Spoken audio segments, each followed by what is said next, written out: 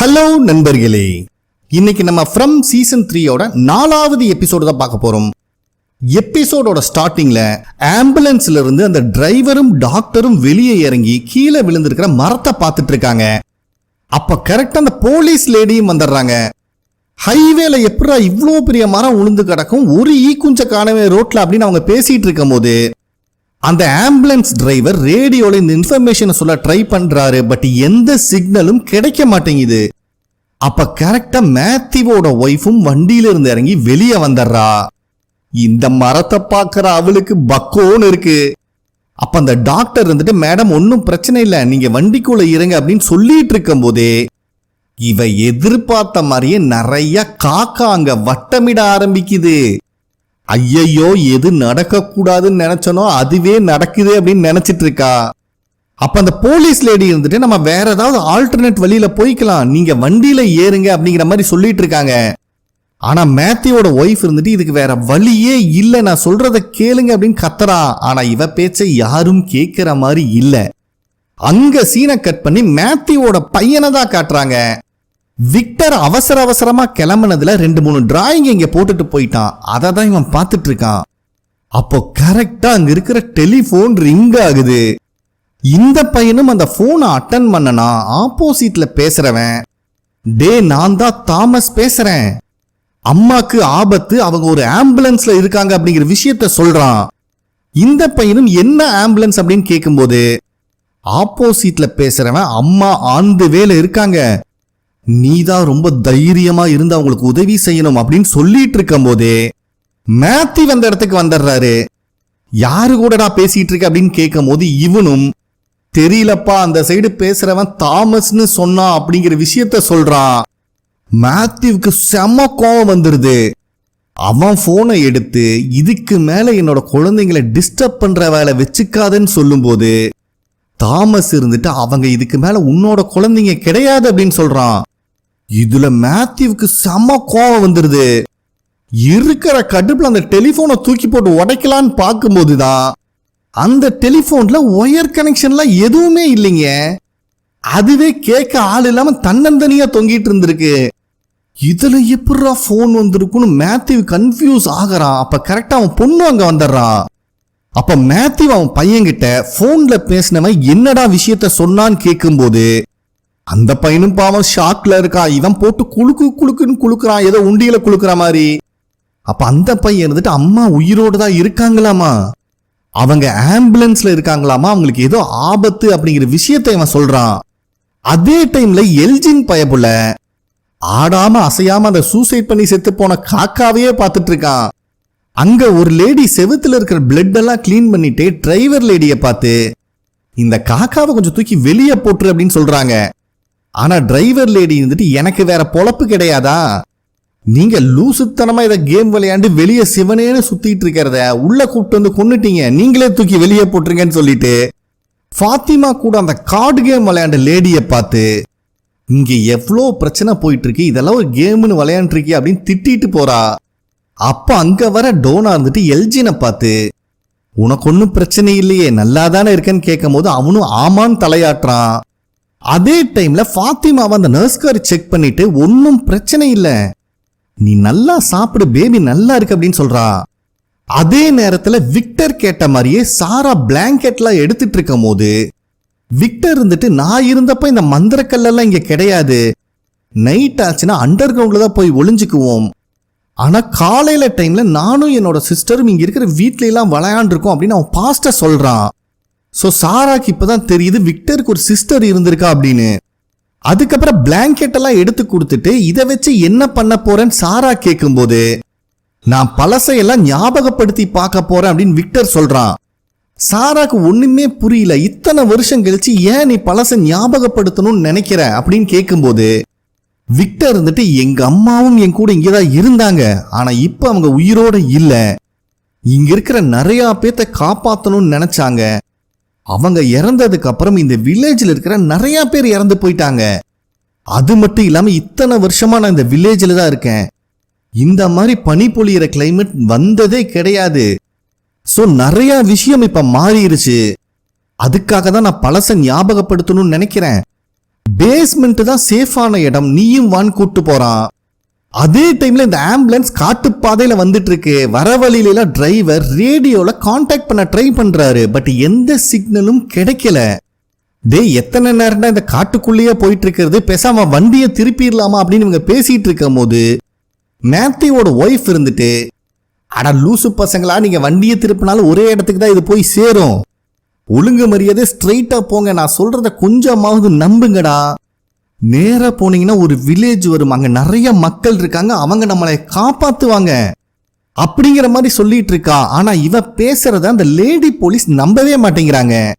இப்ப நம்மளுக்கு பஸ்ஸை தான் காட்டுறாங்க. ஹீரோ கூட அந்த மொட்டையினும் அங்கேயே தங்கிட்டானாட்டு இருக்கு.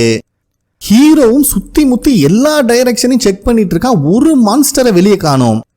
அப்ப மொட்டைய இருந்துட்டு, நீ மான்ஸ்டரை வாட்ச் பண்றதுக்காக வரல, பிடிக்கிறதுக்காக தான் வந்திருக்குன்னு எனக்கு நல்லாவே தெரியும்னு சொல்லும் போது ஹீரோவும் ஒத்துக்கிறான். சரிடா, நான் தான் என்னோட ஷெரீஃப் ஸ்டேஷன்ல போய் நீ தங்கிக்கோன்னு சொன்னேன்ல, அப்புறம் ஏன்டா நீ இங்க தங்கியிருக்கேன்னு கேட்கும்போது அப்பதான் மொட்டைய சொல்ல ஆரம்பிக்கிறான். சீசன் 2 கடைசியில இந்த மொட்டைய மேத்யூவோட பொண்ணு அந்த நர்ஸ்காரி 3 பேருமே அஃபெக்ட் ஆயிருப்பாங்க. கண்ணெல்லாம் கிரேவா மாறி இருக்கும். ஹீரோ தான் கஷ்டப்பட்டு அந்த மியூசிக் பாக்ஸை அடிச்சு உடச்சி அவங்களை வெளியே கொண்டு வந்திருப்பான். ஸோ நாங்கள் எந்த இடத்துல ட்ராப் ஆகியிருந்தோன்னு வெளியே சொன்னா யாருக்குமே புரியாது. அந்த சிச்சுவேஷன் சாவை விட கொடுமையானது.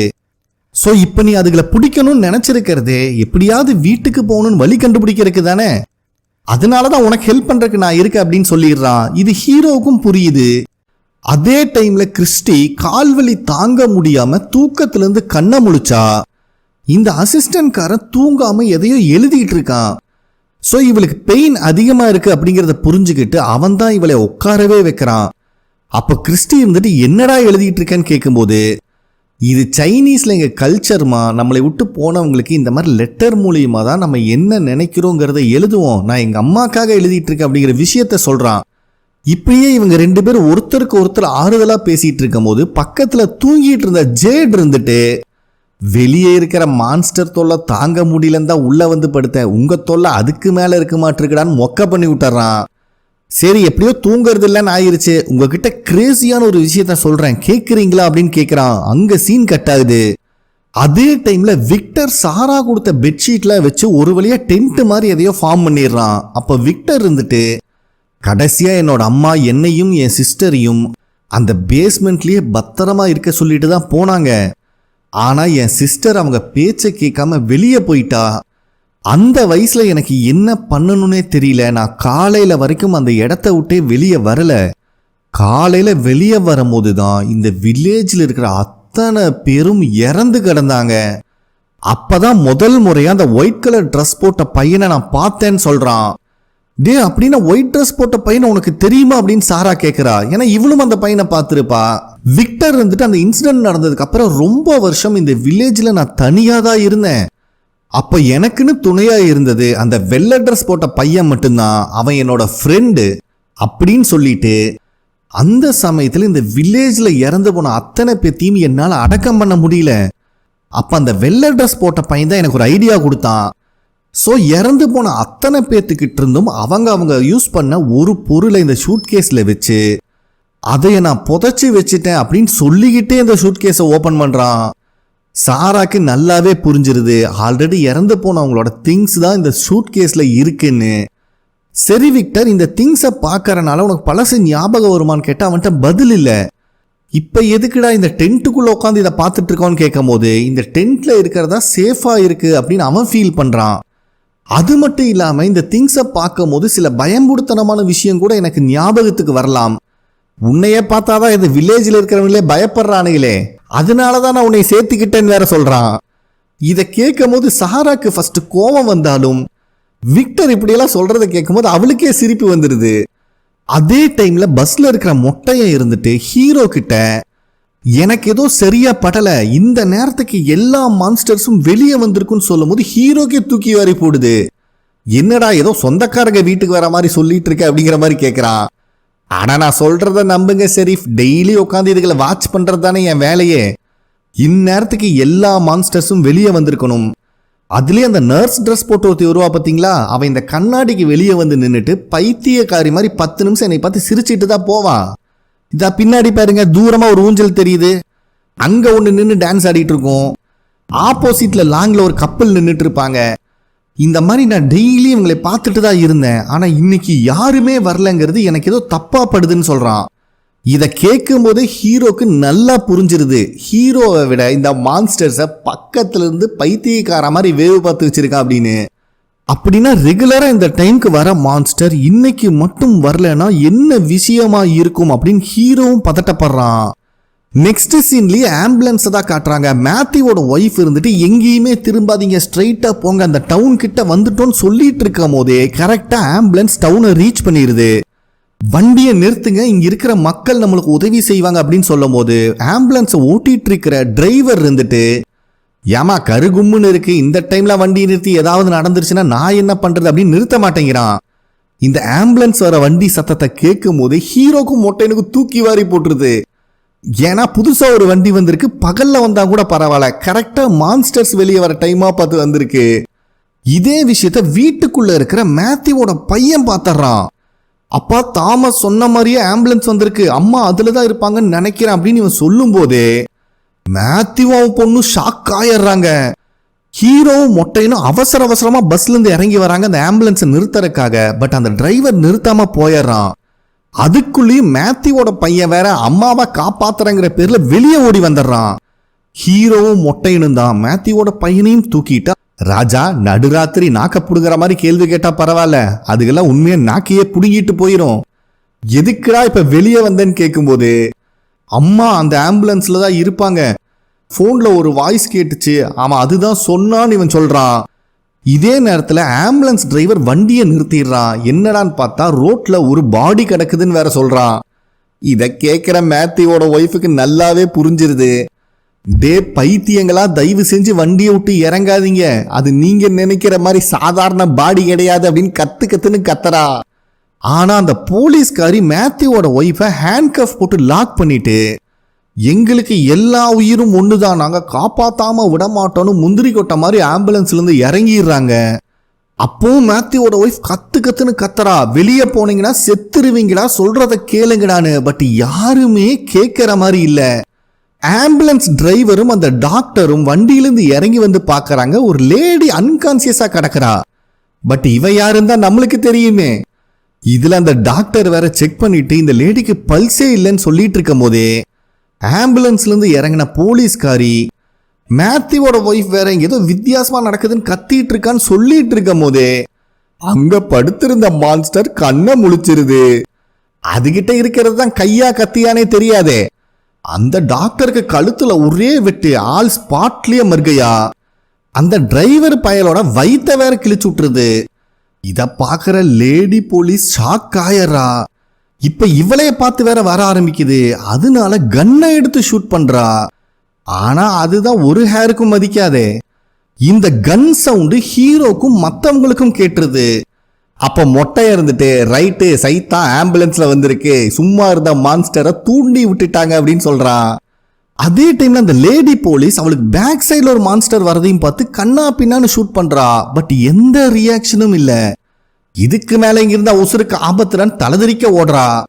சோ வீட்டுல இருந்த மேத்யூவும் ஒருவேளை என் ஒய்ஃப் ஆம்புலன்ஸ்ல இருந்தா என்ன பண்றது, அதனால நான் அவளை காப்பாத்த போறேன்னு கிளம்பிடுறான். அப்ப ஹீரோ இருந்துட்டு மேத்யூவோட பையன்கிட்ட, தங்கம் நான் சொல்றத கேட்டுக்கோ, என்ன நடந்தாலும் வீட்டை விட்டு வெளியே வரக்கூடாதுன்னு சொல்லிட்டு அவ சிஸ்டர்காரிய பாத்துக்க சொல்லி ஹீரோவும் மொட்டையனும் வந்துடுறாங்க வெளியே. ஆம்புலன்ஸ்ல இருக்கிற மேத்யூவோட ஒய்ஃபும் ஒரு வழியா விக்டரோட அப்பாவை எழுப்பிடுறா. நான் சொல்றதை கேளுங்க, இந்த டவுன்ல வெளியே இருக்கிறது ரொம்பவே ஆபத்து, ஏதாவது ஒரு வீட்டுக்குள்ள போய் தப்பிச்சுக்கோங்க அப்படின்னு சொல்லிட்டு இருக்கும் போதே மான்ஸ்டர் கத்தற சவுண்டு கேக்குது. விக்டரோட அப்பாலாம் கதிகலங்கி போயிடுறாரு. அந்த சமயத்துல கரெக்டா யாரோ ஆம்புலன்ஸோட டோரை ஓபன் பண்றாங்க. இவளுக்கா உசுரே இல்ல, பார்த்தா வந்து நிக்கிறது மேத்யூ. ஒய்ஃபை பார்த்தா இவனுக்கு இப்பதான் உசுரே வருது. அப்பதான் இவன் ஒய்ஃபை ஹேண்ட்கஃப் போட்டு லாக் பண்ணிருக்கிற விஷயத்தையும் பாக்குறான். எப்படா இந்த ஹேண்ட்கஃப்ல இருந்து இவளை ரிலீஸ் பண்றதுன்னு யோசிச்சுட்டு இருக்கும் போது ஹீரோவும் மொட்டையும் அங்க வந்துடுறாங்க. ஆனா இத பாக்குற விக்டரோட அப்பா தான் பயந்து போயிடுறாரு. ஏன்னா இங்க அவர் நியூ அட்மிஷன் இல்லையா, யாரை நம்புறது யாரை நம்ப கூடாதுன்னு அவருக்கு தெரியல. ஆனா மேத்யூவோட ஒய்ஃபை உயிரோட பார்த்த ஹீரோ மொட்டையனும் ஒரு நிமிஷம் உறைஞ்சு போயிடுறாங்க. ஸோ ஹீரோ கிட்ட தான் எப்பவுமே ஹேண்ட் கஃப் இருக்குமே, அதோட சாவியை கேட்குறான். பட் இன்னைக்கா பார்த்து ஹீரோ அதை கொண்டு வரல. நல்ல காரியம் பண்ணிட்டடா அப்படின்னு இவன் புலம்பிட்டு இருக்கும் போதே மொட்டையா இருந்துட்டு, கவலைப்படாதீங்க பஸ்ல டூல்ஸ் இருக்கு, நான் போய் எடுத்துட்டு வரேன்னு சொல்லிட்டு போயிடுறான். அதே டைம்ல இந்த லேடி போலீஸ் தட்டி தடுமாறி காலனி ஹவுஸ் கிட்ட வந்துடுறான். அப்பவும் அவளை சுத்தி நிறைய மான்ஸ்டர் கண்ணா பின்னான்னு வந்துட்டு இருக்கு. இவளும் கண்ணுக்கு தெரிஞ்ச மான்ஸ்டர் எல்லாம் ஷூட் பண்ணிட்டு இருக்கா. காலனி ஹவுஸ்குள்ள இருக்கிற ஒரு லேடி இதை பார்த்துறாங்க. வெளியே நிக்கிறது போலீஸ்காரி, அவன் நார்மல் ஹியூமன் தான் அப்படின்னு அவங்க சொல்லிட்டு இருக்கும் போதே வெளியே இருக்கிற லேடி போலீஸ் ஒரு மான்ஸ்டரை ஷூட் பண்ணும் போது தெரியாதனமா காலனி ஹவுஸ்ல இருந்து ஒருத்தி பார்த்துட்டு இருந்தா பாத்தீங்களா, அவ வயிற்றுலயே புல்லட் இறங்கிடுது. ஸோ காலனி ஹவுஸ்ல இருக்கிற நர்ஸ்காரியும் மற்றவங்களும் சேர்ந்து இவளை காப்பாற்ற ட்ரை பண்றாங்க. அப்ப நர்ஸ்காரி இருந்துட்டு அந்த காயத்தை செக் பண்ணி பார்த்தா புல்லட் வெளியே வரலன்னு தெரியுது. ஸோ அங்க இருக்கிறவங்க கிட்ட வெட் டவல், ஆல்கஹால், பேண்டைடுன்னு சொல்லிட்டு எல்லாத்தையும் எடுத்துட்டு வர சொல்றா. அதே டைம்ல லேடி போலீஸ் காலனி ஹவுஸ்ல டோரை தட்டிட்டு இருக்கா, என்னை காப்பாத்துங்கன்னு. அப்ப இந்த காலனி ஹவுஸ்ல குண்டு பொண்ணு இருக்கும் பாத்தீங்களா, அதுதான் போய் டோர் ஓபன் பண்ணி விடுது.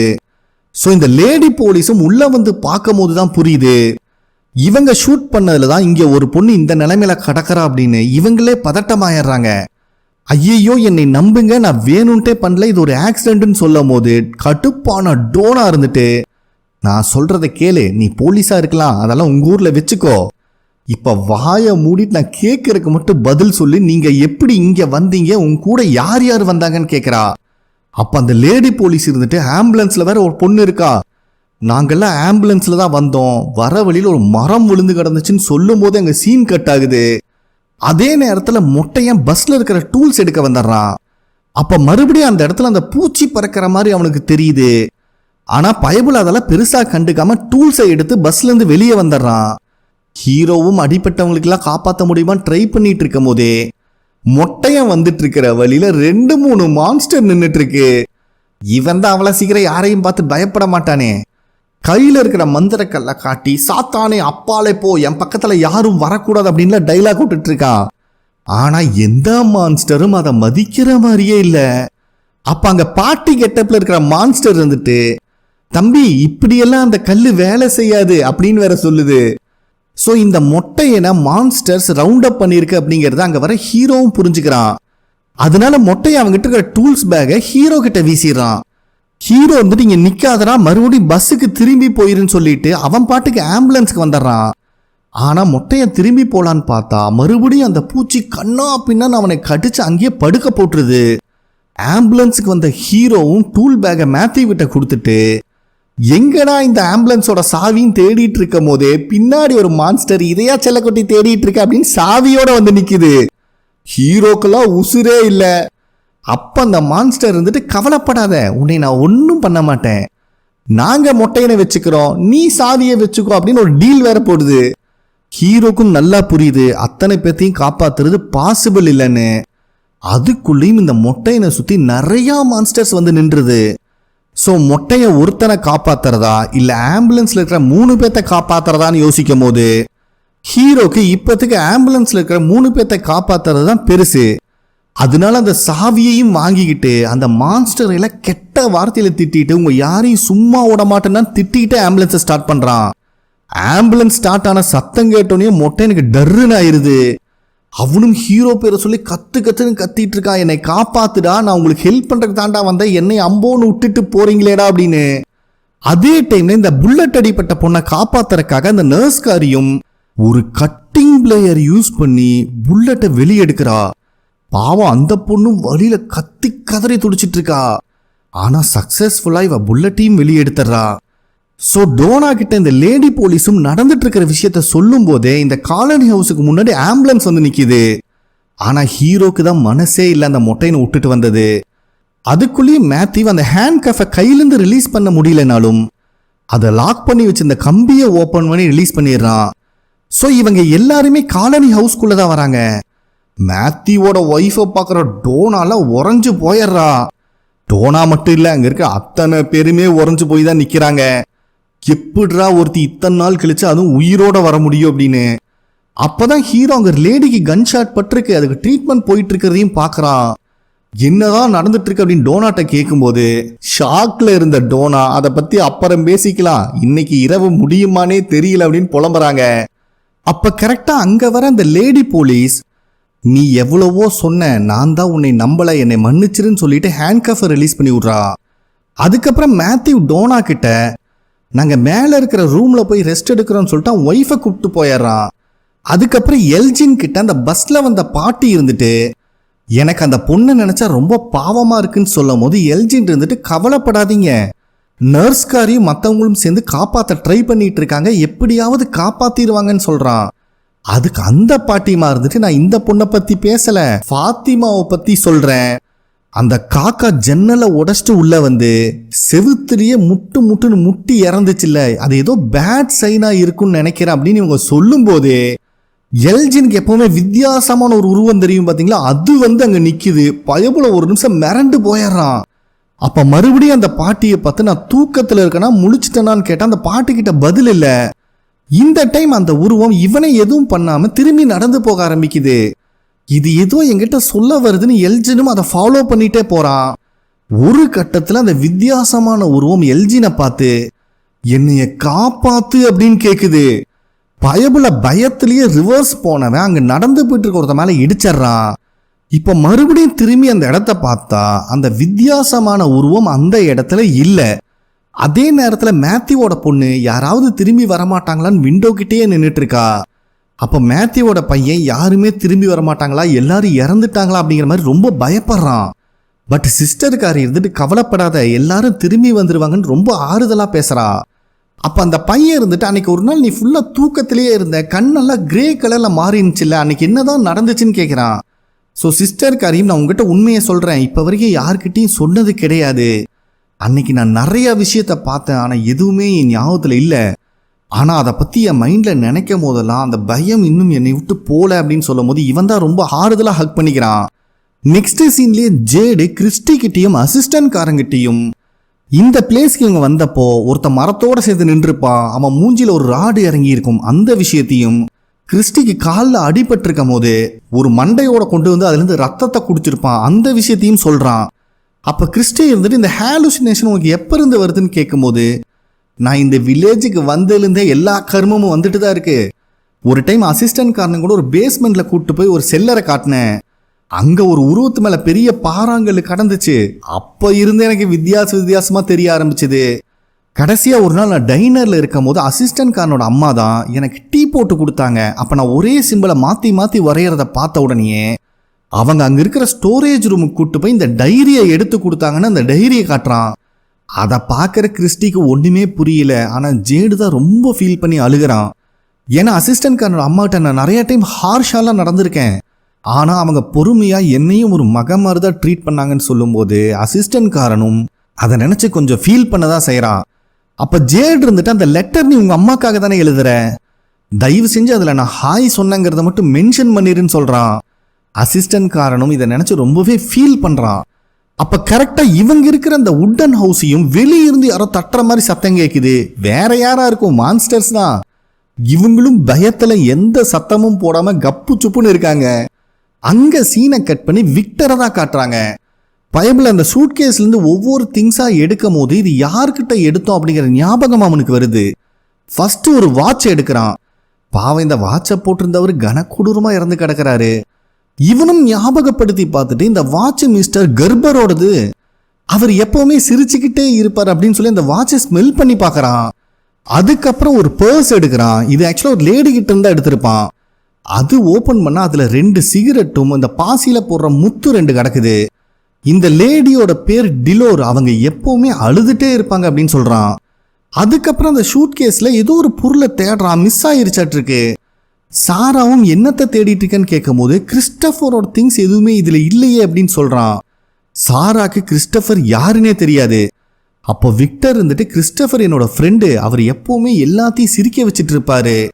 ஒரு கட்டத்துல அவருக்கு சில சிம்பிள்ஸ் எல்லாம் தெரிய ஆரம்பிச்சது. அதுக்கப்புறம் தான் ரொம்பவே பயப்பட ஆரம்பிச்சாரு அப்படின்னு சொன்னவன் ஒரு நிமிஷம் ஸ்டன் ஆயிடுறான்.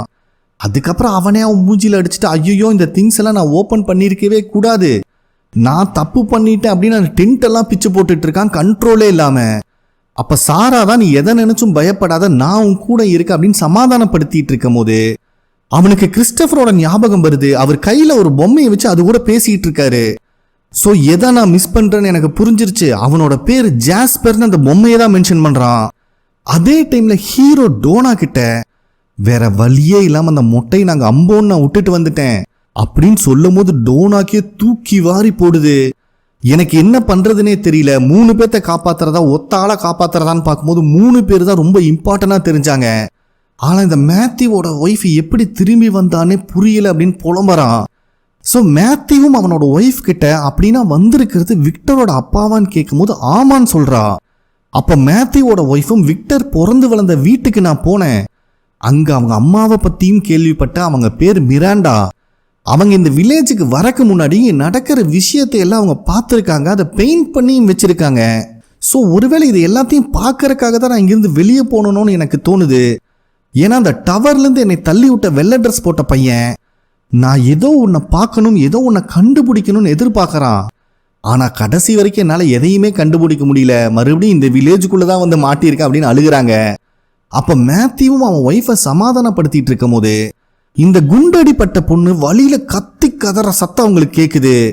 இந்த பொண்ணும் ரத்த வாந்தியெல்லாம் எடுக்கிறா. நர்ஸ்காரையும் செக் பண்ணி பார்த்துட்டு இன்டர்னல் ப்ளீடிங் அதிகமாக இருக்கு, இவங்களை உடனே காப்பாற்றணும் அப்படின்னு ட்ரை பண்ணிட்டு இருக்கும் போதே அந்த பொண்ணு அங்கே இறந்தும் போயிடுறா. இது அங்கே இருக்கிற ஹீரோவும் பார்த்துட்றான். அந்த லேடி போலீஸ் ஆஃபீஸருக்கெல்லாம் மனசே இல்லை. கடுப்பான ஹீரோ, நீ என்ன பண்ணி வச்சிருக்க பாத்தியா அப்படின்னு பிடிச்சி கத்துன்னு கத்துறான். அந்த லேடி ஆஃபீஸரும் இது ஒரு ஆக்சிடென்ட் தான் அப்படின்னு சொல்ல ட்ரை பண்றாங்க. பட் ஹீரோ அவன் கண்ட்ரோல்லையே இல்லை. அப்ப அங்க கடுப்புல வர டோனா, டே நூடுல்ஸ் மண்டையா, ஒழுங்கு மரியாதை மேலே வந்து என்னை மீட் பண்றான்னு சொல்லிட்டு உள்ள போயிடுறாங்க. இவனும் வேற வழி இல்லாம பின்னாடியே போறான். இவனும் டோனா கிட்ட, இங்க பாரு எனக்கு லெக்சர் எடுக்கிற வேலையெல்லாம் வச்சுக்காத, நான் ஏற்கனவே காண்டில் இருக்கேன் அப்படின்னு சொல்லும் போது ஆல்ரெடி மனசொடைஞ்சு கிடக்கிற டோனா ரொம்ப ஃபீல் பண்ணி அழுகிறா. இதுக்கு மேலேயும் யாருமே சாகிறது என்னால் பார்க்க முடியல, இதுகளுக்கு இப்போ என்னதான் தேவை, ஏன் நம்மளை இப்படி டார்ச்சர் பண்ணுதுன்னு அழுகும் போது ஹீரோ தான் சமாதானப்படுத்திட்டு இருக்கான். நெக்ஸ்ட் சீன்லயே விக்டர் சாரா கிட்ட, ஜாஸ்பர் அப்படிங்கிறது ஒரு பொம்மை, அது எப்பவுமே கிறிஸ்டபர் கூட தான் இருக்கும், அவர் அதை வச்சு இங்க இருக்கிற எல்லாத்தையுமே ரொம்பவே சிரிக்க வைப்பாரு, எனக்கு அவரை ரொம்பவே பிடிக்கும். அதுக்கப்புறம் தான் அவருக்கு அந்த சிம்பிள்ஸ் எல்லாம் தெரிய ஆரம்பிச்சது, எங்களை சிரிக்க வைக்கிறதையும் நிறுத்திட்டாருன்னு சொல்றான். இப்ப நடந்த விஷயத்த காட்டுறாங்க. கிறிஸ்டபர் அதுக்கப்புறம் முழுக்க இந்த ஜாஸ்பர் கூடயே டைம் ஸ்பெண்ட் பண்ண ஆரம்பிச்சிருக்காரு. இப்படிதான் ஒரு நாள் விக்டர் கிறிஸ்டபரை பார்க்க போகும்போது அந்த ஜாஸ்பர் பொம்மை கூட ஆர்கியூமெண்ட் பண்ணிட்டு இருந்திருக்காரு. இதுல முக்கியமான விஷயம் என்னன்னா, ஜாஸ்பர் பொம்மையும் பதிலுக்கு இவர் கூட பேசி ஆர்கியூமெண்ட் பண்ணிட்டு இருந்திருக்கு. இத பாக்குற விக்டருக்கு தூக்கி வாரி போடுது. இத பத்தி இவன் சொல்லிட்டு இருக்கும் போது காலனி ஹவுஸ்ல இறந்த பொண்ண ஒரு ரூம்ல கொண்டு வந்து வைக்கிறாங்க. ஏன்னா நைட்டு நேரம் வெளியே போக முடியாது, மான்ஸ்டர் காவு வாங்கிரும். அதுக்கப்புறம் ஹீரோவோட பையன் அந்த ரூம்ல இருந்து வெளியே போகும்போது ஃபாத்திமா அங்க வரா. இவ வேற பிரெக்னெண்டா இருக்கா. அதனால ஹீரோவோட பையன் இருந்துட்டு அவளை ரெஸ்ட் எடுக்க சொல்றான். ஆனா ஃபாத்திமா இருந்துட்டு, இவளும் என்னோட ஃப்ரெண்டு தான், நான் கொஞ்ச நேரம் அவ கூட உட்காந்துட்டு போறேன் அப்படிங்கிற மாதிரி பர்மிஷன் வாங்கிட்டு அந்த ரூமோட கதவை வேற சாத்திக்கிறான். அதுக்கப்புறம் இறந்து போன பொண்ணோட பக்கத்துல போனவ குண்டடிப்பட்டிருக்கும் பாத்தீங்களா, அந்த ட்ரெஸ்ஸிங்கை ரிமூவ் பண்ணிட்டு அந்த ஹோல்குள்ள கையை விட்டா இவ கையெல்லாம் பிளட் ஆகுது. என்ன நினைச்சான்னு தெரியல, அந்த பிளட்டை ஸ்மெல் பண்ணி பாக்குறா. அதுக்கப்புறம் எதை ஜாமு மாதிரி நக்கி திங்கிறா. அதோட விட்டா பரவாயில்ல, மறுபடியும் இந்த ஹோல்ஸ்குள்ள கையை விட்டா உடம்புல இருக்கிற பிளட்டை எடுத்து லீக் பண்ணிட்டு இருக்கா. இவளுக்கு என்னாச்சு, ஏன் இவ்வளோ வினோதமா பிஹேவ் பண்றான்னு புரியல. ஸோ ஹீரோவும் டோனாவும் இதை விட பேட் டே அமையாதுடா சாமின்னு சரக்கு அடிக்கும் போது ஆம்புலன்ஸ்ல லைட் எரியறத பாக்குறான். என்னடான்னு விண்டோவை நகர்த்தி பார்த்தா ஆம்புலன்ஸ்க்கு மேலேயே இந்த மொட்டை தலைய ரத்த வெள்ளத்துல கிடக்குறான். ஹீரோக்கெல்லாம் மூஞ்சியே இல்ல, அவனை கொலை பண்ணி இங்க கொண்டு வந்து போட்டிருக்காட்டிருக்குன்னு பார்த்துட்டு இருக்கும் போதே மொட்டைய இப்பதான் கான்சியஸ்க்கு வந்து கண்ணை முழிக்கிறான். ஆனா மான்ஸ்டர்ஸ் காட்டல. மொட்டையனுக்கு ஒரு சைடு வாய் கிழிஞ்சு தொங்கிட்டு இருக்கு. இந்த இடத்துல இந்த எபிசோட் கம்ப்ளீட் ஆகுது. ஓகே ஃப்ரெண்ட்ஸ், கண்டிப்பாக உங்களுக்கு பிடிச்சிருக்கும் நம்புறேன். ப்ளீஸ் லைக் பண்ணுங்க, சப்ஸ்கிரைப் பண்ணுங்க, கமெண்ட் பண்ணுங்க. இந்த வீடியோ பிடிச்சிருந்தா உங்க ஃப்ரெண்ட்ஸுக்கும் ஷேர் பண்ணுங்க. நெக்ஸ்ட் எபிசோட்ல மீட் பண்ணலாம். நன்றி.